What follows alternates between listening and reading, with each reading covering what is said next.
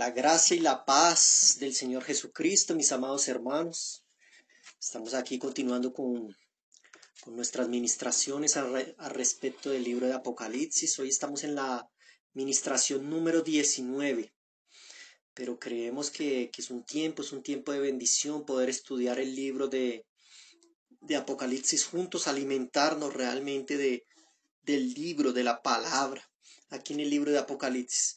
Y hoy nosotros vamos a dar continuidad, estamos hablando al respecto del capítulo 4.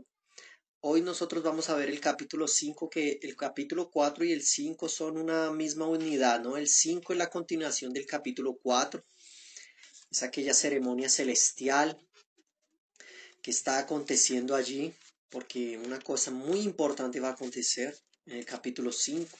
Entonces en el 4 el apóstol Juan describe esa ceremonia celestial que está aconteciendo. Amén. Entonces vamos a tener una palabra de oración. Amén. Señor Jesús, danos espíritu de sabiduría y de revelación, Señor, en el conocimiento de tu palabra. Que podamos crecer en fe, Señor, a través del libro de Apocalipsis, Señor, a través de la palabra del Espíritu Santo que inspiró allí al apóstol Juan a escribir, Señor. Nosotros podamos ser llenos del Espíritu Santo y transformados a través de tu palabra. Amén. Gloria a Dios, mis amados hermanos. Entonces en el capítulo 4, pues nosotros tenemos una descripción de esta ceremonia y vemos allí que el apóstol Juan ve una puerta y a través de esa puerta él ve un trono, a alguien sentado, ve antorchas de fuego, ve 4 seres vivientes, ve ángeles, ve 24 ancianos con coronas, hay cánticos, hay un arco iris, hay un mar de fuego, un mar de vidrio.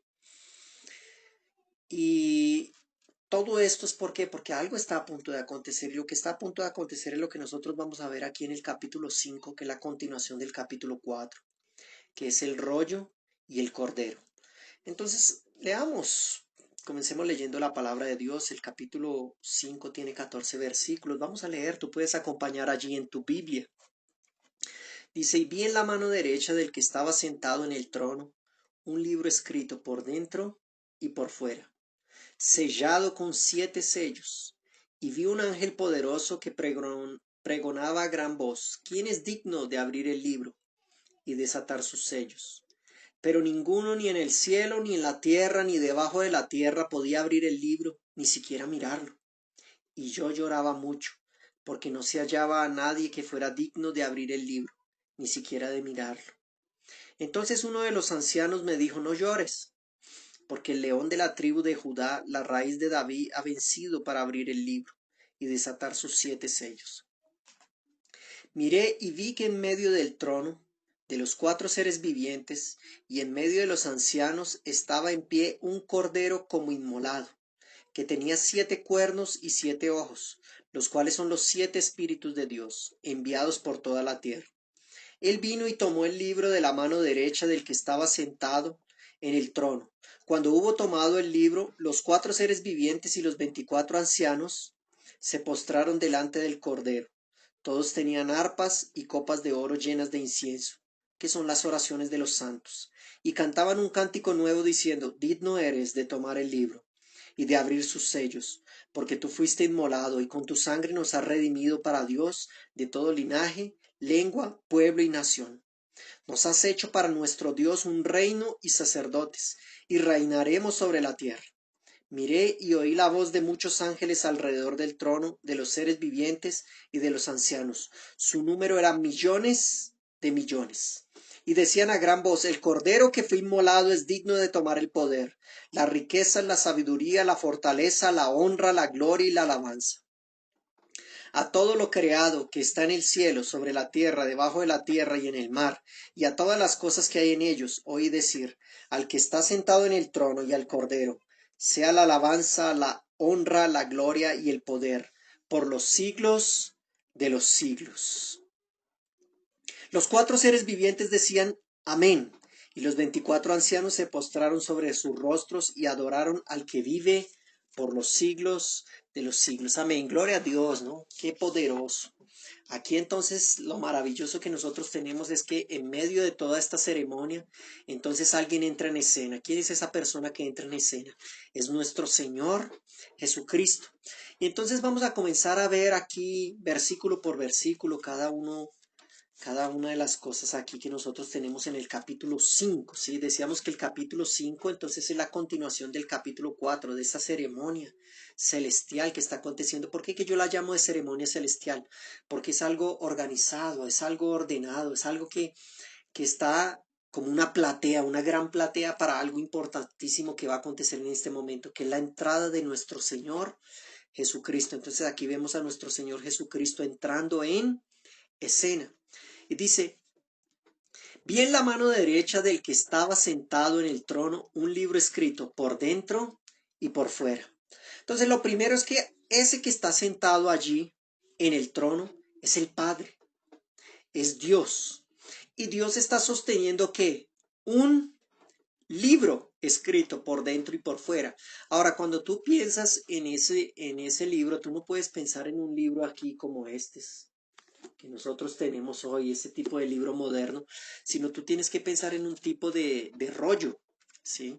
En aquella época se escribían los libros eran escritos en pergamino, en cuero o aún en cobre, y eran enrollados y eran sellados, tipo con un anillo, cera, una cera caliente, una cuerda, cera caliente, y sobre esa cera se colocaba un sello. Entonces, este libro era especial porque este libro tenía que 7 sellos, ¿sí?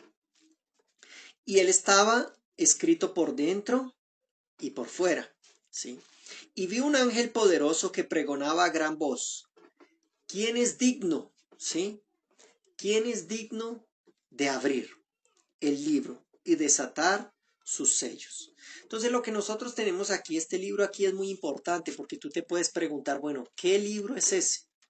Entonces, ¿qué es lo que acontece, mis amados hermanos? En el Antiguo Testamento nosotros tenemos la ley del rescate. Entonces, la ley del rescate funcionaba como, si una persona se empobrecía al punto de perder todos sus bienes y aún estaba tan pobre que llegaba al punto de que ella misma se vendía como esclava, entonces aún habría una solución para su vida, para recuperar su libertad y para recuperar sus tierras y sus bienes. Y eso era que un pariente cercano, tenía que ser un pariente cercano, de sangre, ¿sí? Que fuera rico, que cumpliera esos dos requisitos, ¿no? Que fuera un pariente cercano y pues que fuera rico, pues entonces él podría que comprar de nuevo a este pariente que se había vendido como esclavo y comprar de nuevo todos sus bienes, o sea, rescatarlo, redimirlo. Entonces, esto fue lo que pasó con el hombre. El hombre, cuando pecó, él se vendió al pecado, él se tornó que esclavo del pecado. La tierra realmente fue dada a quién? A los hijos de los hombres, es lo que nos dice la palabra de Dios.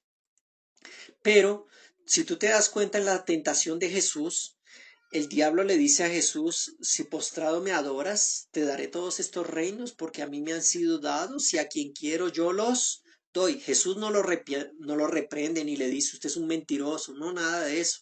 ¿Por qué? Porque realmente el hombre había vendido que todos sus derechos, había perdido todas sus posesiones y se había vendido como esclavo al pecado.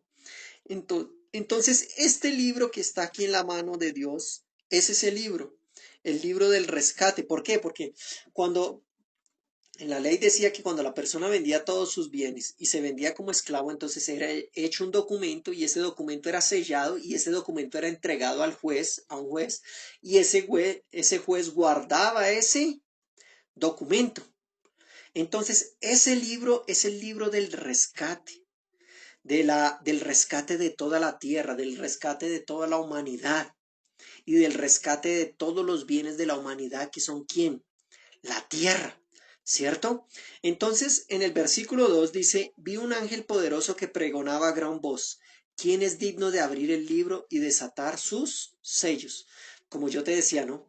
Para poder rescatar a alguien debería ser la persona pariente cercano y además de eso, ser rico, tener posesiones para qué, para poder rescatar a la persona. Y mira lo que dice el versículo 3, dice, pero ninguno ni en el cielo, ni en la tierra, ni debajo de la tierra podía abrir el libro, ni siquiera mirarlo. Y yo lloraba mucho. Entonces, este libro era ¿qué? Este libro era la escritura, por decirlo de alguna manera, este libro era la escritura de la tierra, ¿sí? Y de los hombres, la posesión de los hombres y de la tierra. Y el apóstol Juan, él lloraba mucho. ¿Por qué que él lloraba mucho? Porque si no hubiera un pariente que pudiera ejercer ese rescate, pues entonces iría a pasar una cosa bien complicada. No habría futuro. El hombre tendría que ser esclavo por siempre del pecado. Por eso el apóstol Juan lloraba mucho, dice el versículo 4, y lloraba yo mucho, porque no se hallaba a nadie que fuera digno de abrir el libro, ni siquiera de mirarlo.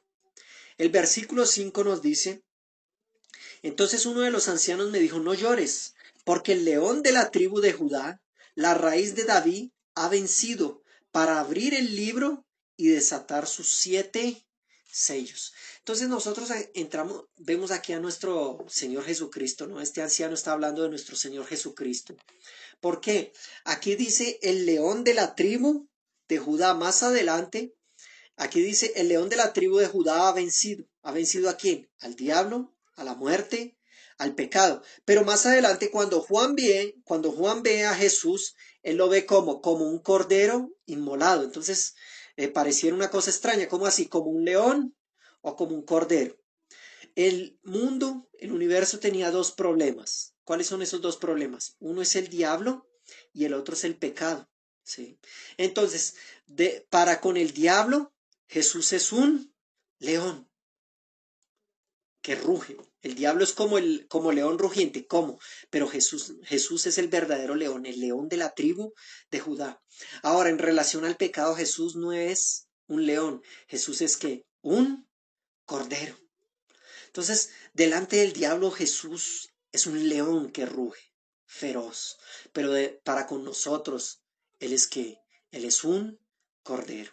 Con nosotros Él no es un león, con nosotros Él es que un cordero, aleluya, gloria a Dios. Qué bendición poder saber eso, ¿no? Y dice, la raíz de David ha vencido para abrir el libro y desatar sus 7 sellos. Interesante que aquí Apocalipsis nos dice la raíz de David. En el libro de Isaías dice que Jesús es un renuevo, un retoño de David. O sea, es un retoño, pero aquí dice que es la raíz. ¿Por qué? Porque Jesús realmente es las dos cosas, ¿no? Como hijo de hombre, Él es descendiente de David.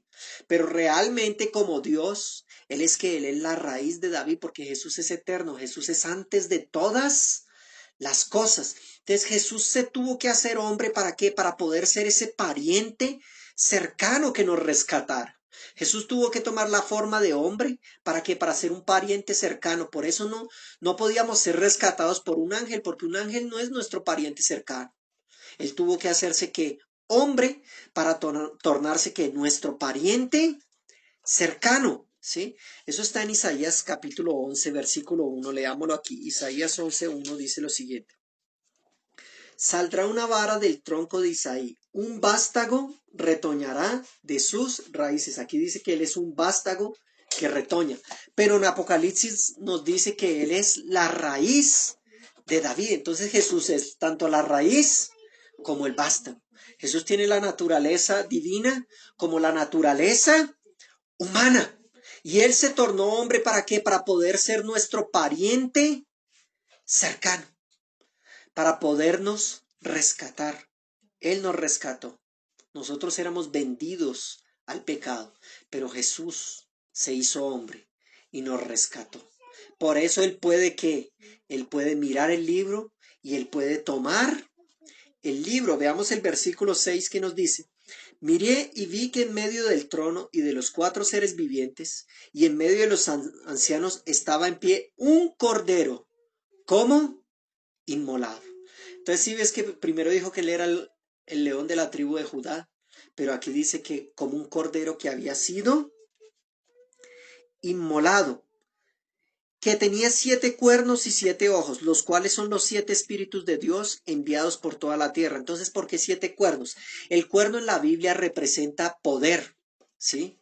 El cuerno representa poder. Y el número 7, tú sabes que cuando nosotros vimos la introducción al respecto del libro Apocalipsis, tuvimos 6 ministraciones solamente dando la introducción, y una de esas ministraciones era respecto del significado de los números. Entonces tú sabes que el número 7 significa que plenitud. Entonces él tiene que todo poder, a él le fue dado todo poder y toda autoridad. Fue lo que él proclamó allí en Mateo capítulo 28, antes de subir a los cielos. Él dijo, toda autoridad y todo poder me es dado en la tierra. Por tanto, id y haced discípulos de todas las naciones, enseñándoles las cosas que yo les he enseñado y bautizándolos en el nombre del Padre, del Hijo y del Espíritu Santo. Y aquí dice que él tiene también los 7 espíritus. Sabemos que no son 7 espíritus, es solo un espíritu. Pero entonces Jesús tiene que la plenitud del Espíritu de Dios, y nosotros también tenemos la plenitud del Espíritu de Dios dentro de nosotros. Porque el Señor Jesús dijo que Dios no daba que el Espíritu por medida. Eso es lo que dicen los evangelios, que Él no da el Espíritu por medida. Entonces, aquí en este versículo, nosotros vemos, en el versículo 6, aún vemos, leámoslo de nuevo, miré y vi en medio del trono y de los 4 seres vivientes, y en medio de los ancianos estaba en pie un cordero como inmolado, ese como inmolado, aquí una traducción mejor sería un cordero que acaba de ser inmolado. Entonces, este pasaje, este capítulo aquí de Apocalipsis capítulo 5, ¿sabes dónde se puede encajar en los evangelios? Es después de la resurrección de Jesús. Este capítulo 5 es lo que acontece después de la resurrección de Jesús, porque Jesús resucita, se le aparece a María Magdalena. María Magdalena lo reconoce. Bueno, Señor, él ya piensa primero que es el jardinero, y Jesús realmente es un jardinero, no vino a restaurar el jardín del Edén. Y él después le dice, María, ahí ella lo reconoce. Y Jesús le dice, no me toques, porque aún no he subido a mi Padre.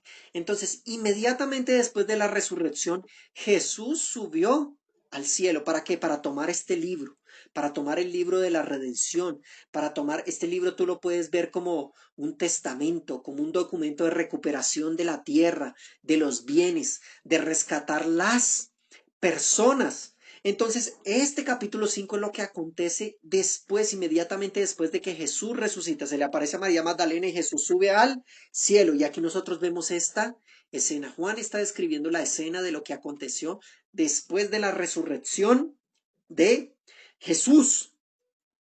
Y aquí entra una cosa muy interesante. ¿Qué es lo que entra aquí, hermanos? Jesús entra aquí en los cielos, entra uno de los salmos más lindos que hay.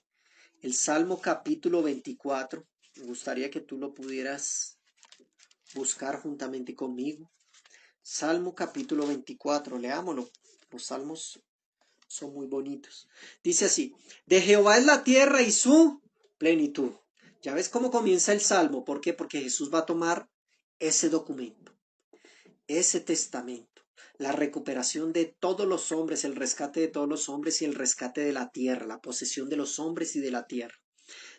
De Jehová es la tierra y su plenitud, el mundo y los que en él habitan. ¿Por qué puede ser de él? Porque él pagó el rescate. El pago del rescate fue ¿cuál? Su sangre. Porque él la fundó sobre los mares y la firmó sobre los ríos. ¿Quién subirá al monte de Jehová y quién estará en su lugar santo? El limpio de manos y puro de corazón, el que no ha elevado su alma a cosas vanas, ni ha jurado con engaño. Él recibirá bendición de Jehová y justicia de Dios de salvación. Tal es la generación de los que le buscan, de los que buscan tu rostro, Dios de Jacob. Y aquí viene la parte que yo quería proclamar. Versículo 7. Alzad puertas vuestras cabezas. Alzaos vosotras puertas eternas, y entrará el Rey de Gloria. ¿Quién es el Rey de Gloria? Jehová el fuerte y valiente, Jehová el poderoso en batalla. Alzad puertas vuestras cabezas, alzaos vosotras puertas eternas, y entrará el Rey de Gloria. ¿Quién es el Rey de Gloria? es Jehová de los ejércitos, el Rey de gloria. Entonces este Salmo 24, él proclama que la entrada de Jesús en los cielos, de él es la tierra y toda su plenitud. ¿Sí? Ahora, sigamos leyendo aquí del 7, vamos a leer del 7 hasta el 10. Dice, él vino y tomó el libro de la mano derecha del que estaba sentado en el trono. La mano de derecha, mis amados hermanos, ella nos habla de poder, de autoridad, de propósito, ¿sabes? ¿Por qué? Porque la sangre de Jesús no solamente nos rescató de nuestros pecados, nos dio salvación, más ella también nos posiciona de nuevo en la posición que nosotros tenemos. Muchas personas piensan que el propósito de la vida o el propósito de Dios o el propósito de la vida es la salvación del hombre. No, mis amados hermanos, no es la salvación del hombre. La salvación del hombre es simplemente la corrección de la ruta. Pero realmente el propósito del hombre era ¿cuál? Era en Adán, que Adán, ¿qué quería Dios? Que Adán lo representara. Por eso Adán fue hecho a su imagen y semejanza. Dios quería que Adán lo representara, que Adán gobernaba.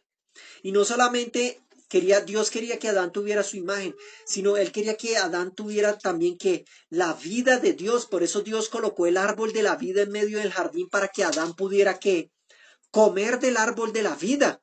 Adán no llegó a comer del árbol de la vida, él solamente comió del árbol del conocimiento del bien y del mal. Por eso fueron expulsados del jardín y fueron colocados dos querubines allí con espadas de fuego que se revolvían, evitando o bloqueando la entrada al jardín del Edén para que el hombre no comiera del árbol de la vida y viviera eternamente. Imagina el hombre vivir eternamente en pecado.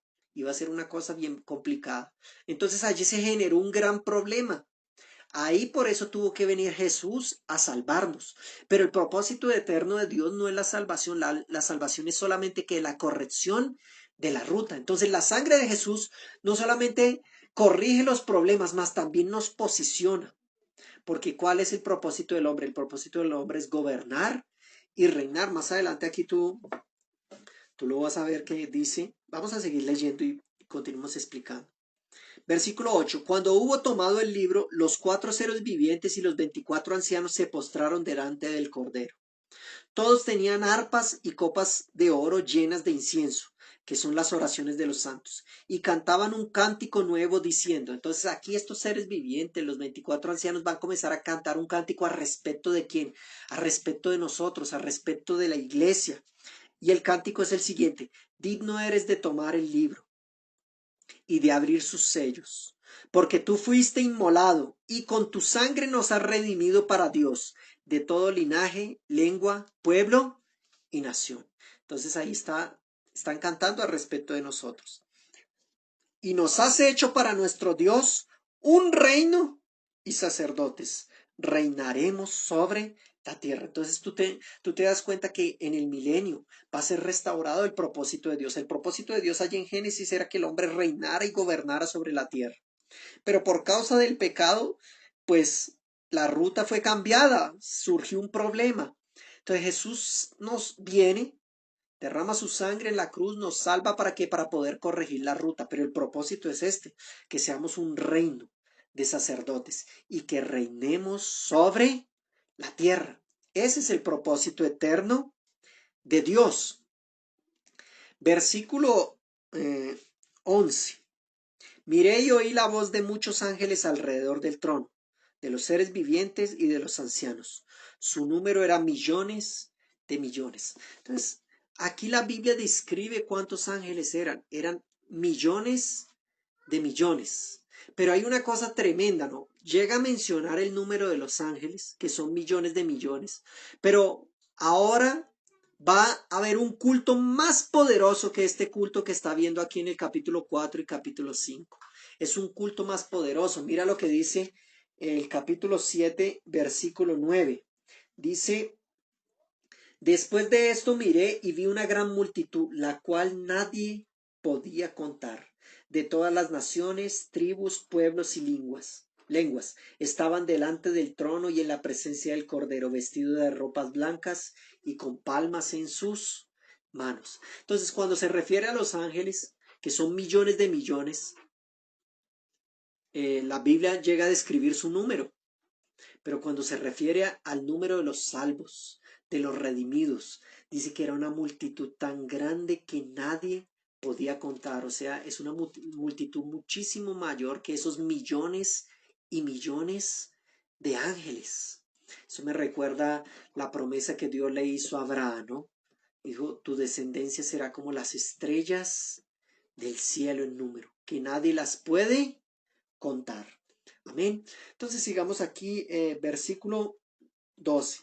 Y decían a gran voz, el cordero que fue inmolado es digno de tomar el poder, las riquezas, la sabiduría, la fortaleza, la honra, la gloria y la alabanza.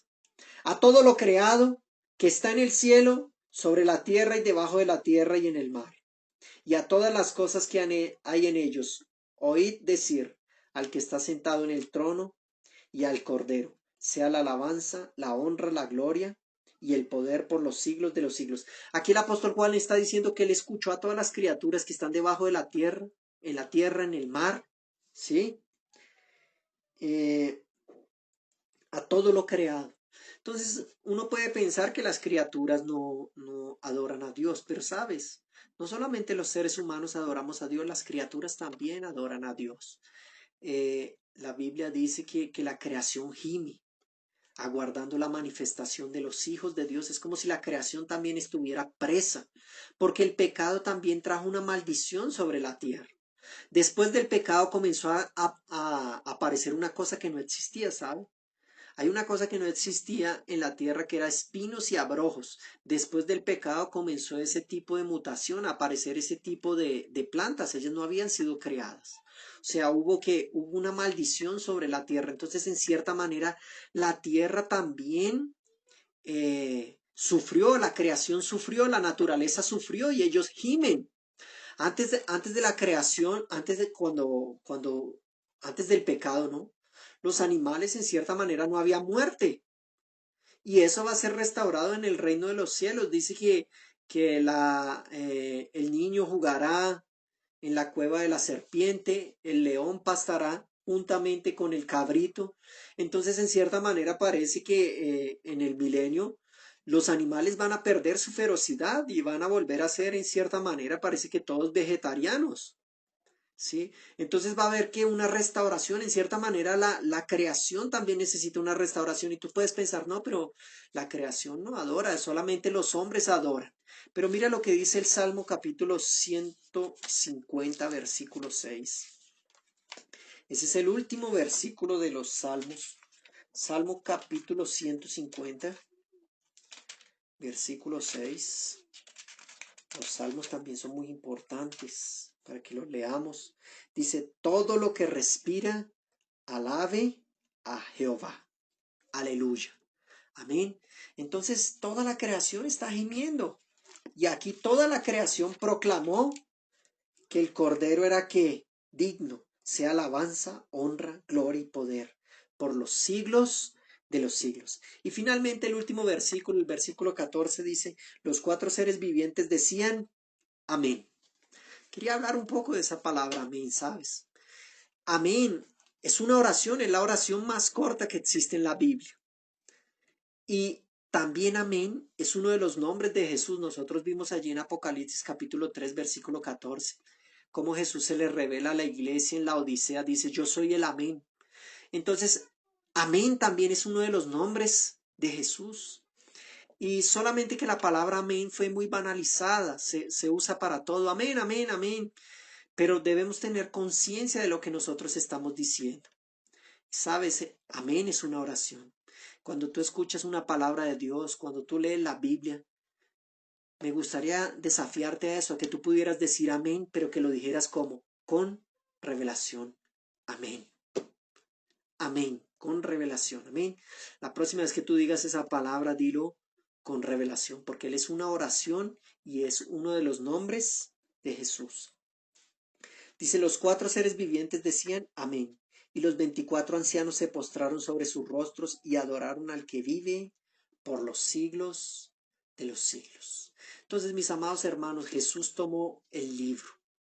Ese libro es el testamento, es la posesión de la tierra, es el rescate de los hombres. Él tomó ese libro de vuelta, tomó la posesión de la tierra.